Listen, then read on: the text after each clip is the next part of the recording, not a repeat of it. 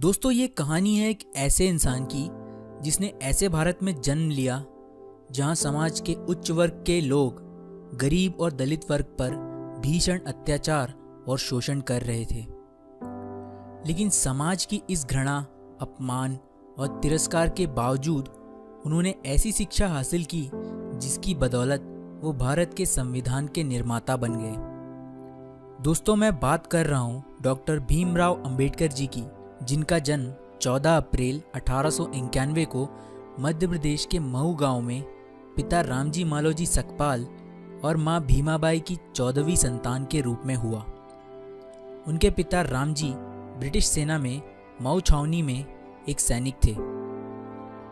परिवार महार जाति से था जिसे लोग बेहद ही निचले तबके का मानते थे। उनका परिवार मराठी था जो महाराष्ट्र के रत्नागिरी जिले में अंबावड़ी गांव से था। सेना में काम करते हुए डॉक्टर अंबेडकर के पिता सूबेदार बन गए और वो हमेशा से अपने बच्चों की शिक्षा पर जोर देते थे। कुछ दिन बाद उनके पिता सेना से रिटायर हो गए और वो परिवार को लेकर सतारा चले गए, जहां कुछ दिन बाद अंबेडकर की माता भीमाबाई का बीमारी के चलते देहांत हो गया। अब अंबेडकर समेत 14 भाई बहनों की देखभाल उनकी चाची ने कठिन परिस्थिति में रहते हुए की। छुआछूत, घृणा और अपनी हीन मानसिकता की वजह से डॉक्टर्स भी अछूतों को बिना छुए ही उनका इलाज करते थे, जिसके कारण अंबेडकर के 14 भाई बहनों में से केवल 3 भाई और 2 बहनें ही बच पाईं। बाकी सभी 8 भाई बहन शोषण के कारण मारे गए। आस पड़ोस में सभी हिंदुओं के बच्चे स्कूल जाते थे, जिन्हें देखकर भीमराव जी भी मन ही मन कुढ़ा करते थे। उन्होंने अपने पिता से जिद की कि उन्हें भी स्कूल जाना है, लेकिन अछूत होने के कारण यहाँ स्कूल में दाखिला मिल पाना आसान नहीं था। मजबूर होकर उनके पिता एक ब्रिटिश सैनिक अधिकारी के पास गए और उनसे विनती की कि उन्होंने जीवन भर सरकार की सेवा की है और बदले में उनके बच्चों को स्कूल में एडमिशन भी ना मिल पाना एक बहुत बड़ा अन्याय होगा। इसके बाद उस अधिकारी ने उनके बच्चों को एक स्कूल में एडमिशन दिलवा दिया। लेकिन यहाँ अंबेडकर जी को छुआछूत के ऐसे कड़वे अनुभव हुए जो वो जीवन भर नहीं भुला पाए। अंबेडकर जी स्कूल तो जाते थे, लेकिन दलित बच्चों को क्लास के बाहर बैठाया जाता था और टीचर्स उन पर कोई ध्यान नहीं देते थे। यहाँ तक कि अंबेडकर जी को कोई छूता तक नहीं था। प्यास लगने पर स्कूल का चपरासी दूर से पानी डालता था, जिसे वो अपने हाथों से इकट्ठा करके पीते थे, क्योंकि मटके को छूने और ग्लास से पानी पीने की इजाज़त तक उनको नहीं थी। और जिस दिन चपरासी नहीं आ पाता, उस दिन अंबेडकर जी को प्यासा ही पूरा दिन गुजारना पड़ता था। भीम स्कूल जाते समय पास के कुएं से पानी खींचकर पी लेते थे। कुछ ब्राह्मणों ने उन्हें ऐसा करते हुए देख लिया। फिर क्या था, एक दिन भीम को उसी कुएं पर पकड़ लिया गया और जूते चप्पलों से जमकर उनकी पिटाई की गई और इस शर्त पर छोड़ा गया कि वो फिर कभी उस कुएं का पानी नहीं पिएगा। और एक बार वो बाल कटवाने के लिए नाई के पास गए तो नाई को पता था कि वो महार जाति का है। वो उसे नफरत भरी आवाज़ में बोला, अरे अछूत, मैं तेरे बाल कैसे काट सकता हूँ, भाग जा यहाँ से और फिर कभी मत आना। इन घटनाओं से भीम के स्वाभिमान को बहुत गहरी ठेस पहुंची। उनकी आंखें आंसुओं से भर गई। नन्हे भीम के बाल घर पर ही उनकी बहन ने काटे। भीम बहुत ही स्वाभिमानी लड़का था और वो अपने पैरों पर खड़ा होना चाहता था ताकि परिवार की आर्थिक स्थिति में कुछ सुधार हो। भीम ने सुन रखा था कि सतारा जाने वाले लड़कों को बॉम्बे जाकर काम मिल जाता है, इसलिए उन्होंने तय किया कि वो बॉम्बे जाकर किसी मिल में काम करेगा। लेकिन बॉम्बे जाने के लिए उसके पास किराया नहीं था। भीम ने एक प्लान बनाया कि वो अपनी चाची के बटुए से पैसे चुराकर बॉम्बे चला जाएगा। भीम ने लगातार 3 रातों तक बटुए को चुराने की कोशिश की जो उनकी चाची की कमर से बंधा हुआ था, लेकिन कोई सफलता उन्हें नहीं मिली। कहीं जाकर चौथी रात को वो बटुए को चुरा पाए, लेकिन उन्हें बड़ी निराशा हाथ लगी क्योंकि उसमें केवल सिर्फ आधा आना ही था, जिससे वो बॉम्बे नहीं जा सकते थे। 4 रातों के इस एक्सपीरियंस ने भीम को अंदर तक हिलाकर रख दिया। इसके बाद उन्होंने एक नई योजना बनाई जिसने उनके पूरे जीवन को बदल कर रख दिया। उन्होंने निश्चय किया कि वो पढ़ लिख कर अपने परिवार के लिए रोजगार प्राप्त करेंगे और अपने अंदर की सभी बुरी आदतों को छोड़ देंगे। किस्मत ने भी भीम का साथ दिया। उनके सूबेदार पिता रिटायर होने के बाद नौकरी की तलाश में बॉम्बे जाकर बस गए और यहीं के मराठा स्कूल में उन्होंने भीम का एडमिशन करा दिया। यहाँ पर उन्होंने हॉवर्ड की इंग्लिश रीडर और बहुत सी अन्य किताबों का अपनी पिता की देखरेख में रहते हुए अध्ययन किया। अपनी पढ़ाई के अलावा वो बहुत सी और ग्रंथ और बुक्स पढ़ने लगे। उनकी इस आदत से उन्हें बुक्स कलेक्ट करके पढ़ने का शौक लग गया। उनके पिता पर उनका यह शौक काफ़ी महंगा पड़ रहा था, लेकिन वो चाहते थे कि भीम पढ़ लिख कर बड़ा आदमी बने।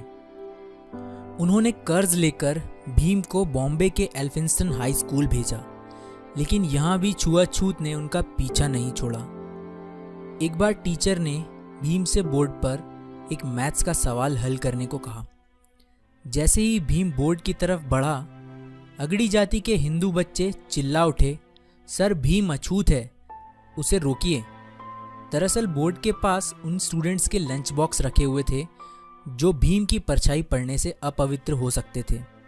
इस डर से सभी बच्चों ने अपने डब्बे वहां से फौरन उठा लिए। इन डब्बों की खटर खटर आवाज भीम के कानों से उसके दिल में उतर गई, जिसने उसे पूरी तरह से तोड़ दिया। हालांकि उन्होंने उस प्रश्न को सेकंड्स में हल कर दिया जो कोई नहीं कर पाया था, जिसे देखकर टीचर समेत सभी स्टूडेंट्स भौंचक्के रह गए थे। इसके बाद उन्होंने हाई स्कूल पास किया और 16 वर्ष की उम्र में उनका विवाह 9 वर्ष की रमाबाई के साथ कर दिया गया। कॉलेज की पढ़ाई के लिए उन्होंने एल्फिंस्टन कॉलेज में एडमिशन लिया। पढ़ाई के दौरान भीम की मुलाकात एक टीचर केलुस्कर से हुई, जिन्हें पहली ही मुलाकात में भीम ने बता दिया था कि मैं एक अछूत हूँ, मुझसे कृपया दूर रहें।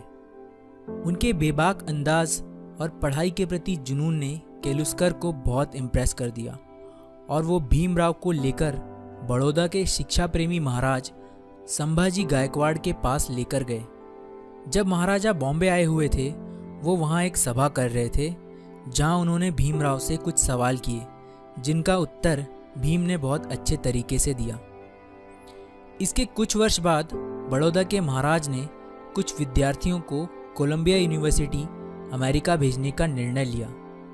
भीमराव महाराज से मिले और भीम की अंग्रेजी बोलने से वो उनसे बहुत प्रभावित हुए। उन्होंने भीमराव समेत 4 लड़कों को छात्रवृत्ति देकर अमेरिका पढ़ने भेजा।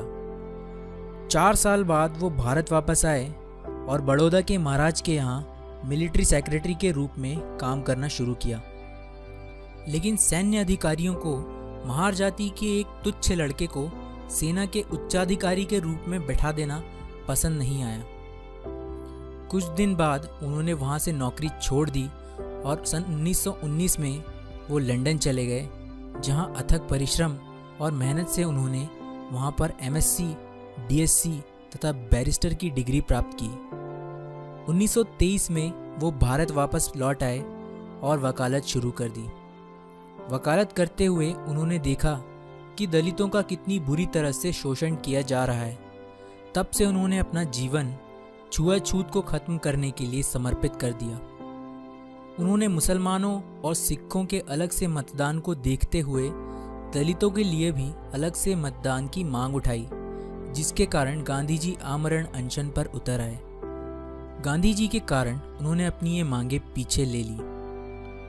Doctor Bhimrao Ambedkar philosopher, writer और एक महान लीडर हैं, जिन्होंने न केवल समाज में सदियों से दबाए गए दलित और अछूत लोगों के लिए लड़ाई लड़ी, बल्कि इतनी भिन्नताओं से भरे भारत को एक संविधान में बांधने का काम भी किया।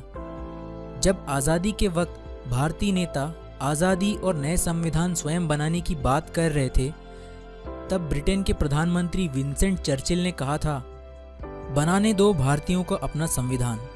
भारत में इतनी डाइवर्सिटीज है कि इसके लिए एक कानून बनाना इम्पॉसिबल है। भारत जल्दी ही बिखर जाएगा और टूट जाएगा। लेकिन इतिहास गवाह है, अंबेडकर जी ने इतने कम समय में भारत को दुनिया का सबसे बड़ा लिखित संविधान बनाकर दे दिया। इसके बाद 1950 में अंबेडकर जी बौद्ध धर्म के सम्मेलन में श्रीलंका गए। भारत लौटने के बाद उन्होंने नागपुर में 14 अक्टूबर 1956 को अपने लाखों अनुयायियों के साथ हिंदू धर्म त्याग कर बौद्ध धर्म की दीक्षा प्राप्त कर ली। अंबेडकर जी ने हिंदुओं में प्रचलित जाति प्रथा की घोर निंदा की। इसके लगभग 2 महीने बाद 6 दिसंबर 1956 को बीमारियों की वजह से उन्होंने अपनी अंतिम सांसें ली। उनका अंतिम संस्कार बौद्ध धर्म के रीति अनुसार हुआ। दोस्तों, अंबेडकर जी की मौत के कई वर्षों तक कांग्रेस की सरकार रही, जिसके नेताओं ने जीते जी खुद ही को भारत रत्न तो घोषित कर दिया, लेकिन भारत माँ के असली रतन यानी डॉक्टर अंबेडकर जी को 1988 में वीपी सिंह की सरकार आने पर ही भारत रत्न मिल पाया। डॉक्टर अंबेडकर का कहना है, जीवन लंबा होने की बजाय महान होना चाहिए। मैं ऐसे धर्म को मानता हूँ जो स्वतंत्रता, समानता और भाईचारा सिखाए। दोस्तों, ये वीडियो अंबेडकर जी को समाज और भारत के लिए किए गए कार्यों के लिए समर्पित है। कुछ मिनट में उनका पूरा जीवन बता पाना पॉसिबल तो नहीं है, लेकिन फिर भी मैंने ये कोशिश की है। आपको ये वीडियो कैसा लगा?